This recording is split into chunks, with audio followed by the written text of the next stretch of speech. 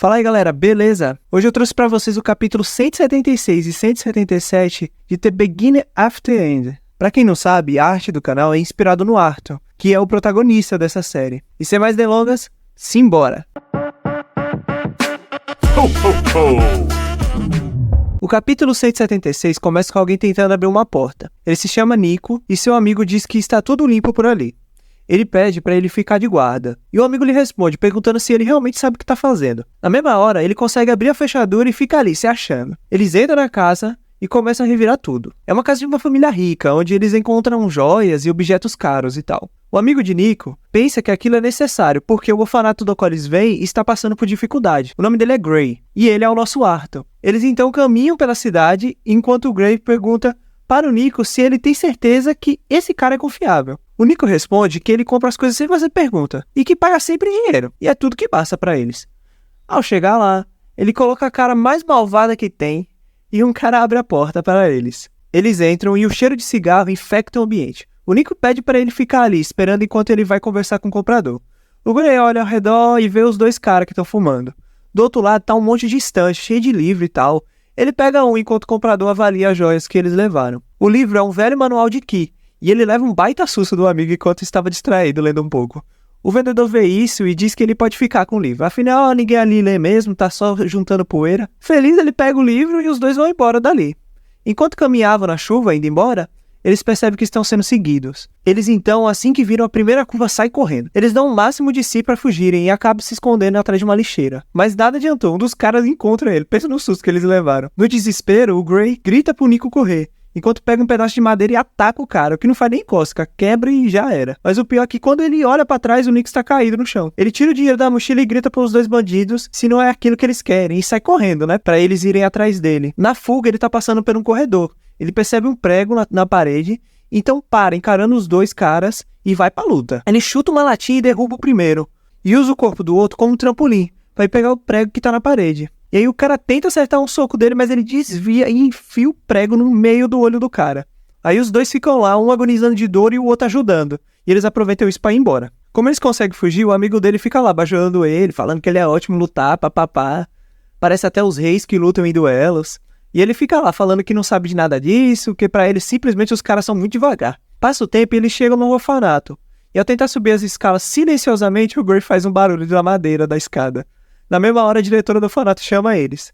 Eles ficam se cagando, pensando que eles poderiam ter sido descobertos. Mas chegando lá, nada mais era que ela queria apresentar para eles a Cecília, uma garota que acabava de chegar ali e tinha a mesma idade deles e tal. Então, nosso MC, Arthur, aparece. Ele abre os olhos, tá com o cabelo grandão, e vê a Sylvie na cama, dormindo junto a ele. Ele estava tendo um sonho sobre seu passado, sobre seus amigos Nico e Cecília, e pensa quanto tempo faz que ele não sonha com o passado dele. Aí alguém bate na porta, interrompendo seu pensamento. Um cara entra, e diz que a localização para o encontro foi finalizada, e que o William está chamando ele para se preparar. Nisso, 3 empregadas segurando roupas em suas mãos aparecem. Ele troca de roupa ali mesmo, na frente de todo mundo, fica peladão. A Sylvie até brinca com ele, dizendo se ele não se interessa por alguma daquelas jovens, mas que na verdade ele só se prefere as princesas mesmo. Aí já no corredor, e ele vestidão, o William aparece dizendo que o visual ficou muito bom nele. Até zoa ele, falando que vai tirar umas fotos pra mostrar pra neta depois. E então o Aldi, aquele cara que tem um olho na testa, chama para eles irem andando. O William pergunta se ele está pronto para encontrar os representantes de Vrita. O Arthur responde devolvendo a pergunta pra ele, que sabe que ele tá procurando como acabar com os problemas da diretora Cynthia. O William interrompe ele falando que eles têm que focar em voltar em segurança, que a neta dele mataria ele se algo acontecesse com o Arthur. E o Arthur responde dizendo que é ela mesmo que vai acabar com ele próprio se algo acontecer. Eles então se preparam para partir, pulando sobre um penhasco, enquanto o Arthur aparece nas costas de Sylvie, transformado em sua forma original. Eles então voam em direção ao local de encontro. Tem até uma conversinha entre os dois, a Sylvie fica ali falando sobre a dignidade dos dragões e tal. O Arthur então lembra dos últimos dias deles em Efeltos, onde ele foi chamado por Indrat e descobriu que a mulher que o ajudou durante o treinamento era a esposa dele.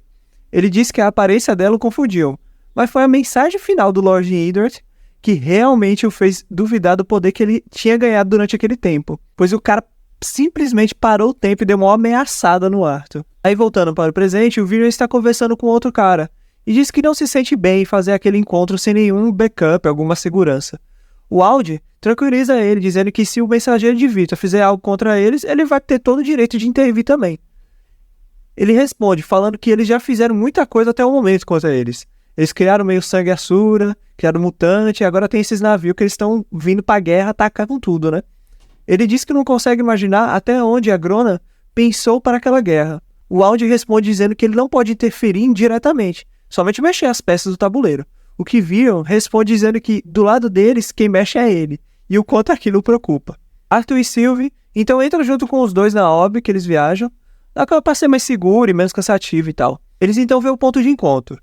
Pelo jeito, quem os espera não é um simples mensageiro.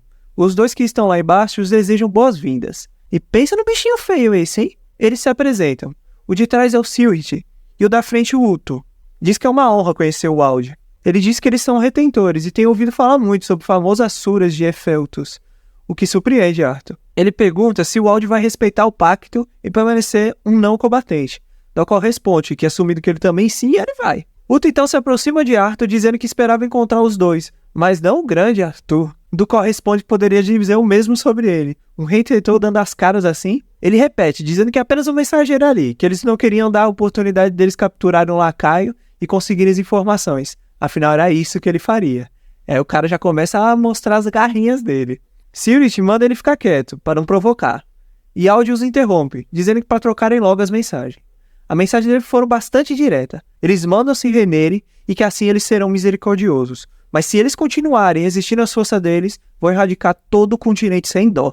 O Viren cerra os punhos irritado e grita dizendo que aquilo não é um acordo e sim um ultimato. E o Uto ainda tira uma com a cara dele e diz para eles serem agradecidos, porque eles deram escolhas para eles. Olha que escolha boa!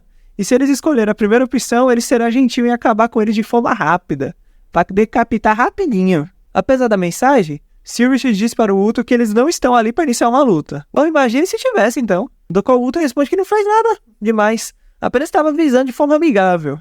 Arthur então se prepara para desembanhar sua espada, mas antes mesmo de fazer qualquer coisa, o Viren dá lá logo um socão na cara do Uto, do qual diz que aquilo não foi nada, foi cócegas para eles. Arthur vê que a ponta do chifre de Uto tá quebrada, e ele lembra da Leia, aquela que ele encontrou numa caverna muito tempo atrás, onde todo o pelotão estava morto, e é a lanceira, a maga de núcleo branco, que ela foi torturada por ele e tal, e ela deu até um pedaço de um negócio pra ele, do chifre. Aí o Arthur fica puto. Ele pergunta se foi ele que fez aquilo. Aí o Uto fica ali, não lembro. Mas depois de um sorrisinho macabro, ele pergunta se ele está falando daquela linda pequena elfa. Aí o Arthur fica puto. Não tem jeito, a raiva sobe. Mas aí tanto a Sylvie quanto o Viren bota a mãozinha assim, calma Arthur, calma, pra ele não fazer nada naquele momento.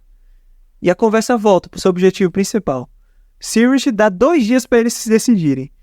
E se a família real de Dir-Katen não responder até lá, eles entenderão isso como a resposta deles. Tá, foi o ultimato mesmo. Eles se viram então para ir embora, após a conversa. Mas o Uto não vai deixar barato, né? Ele antes de ir comenta que o Arthur deveria ter escutado os gritos dela.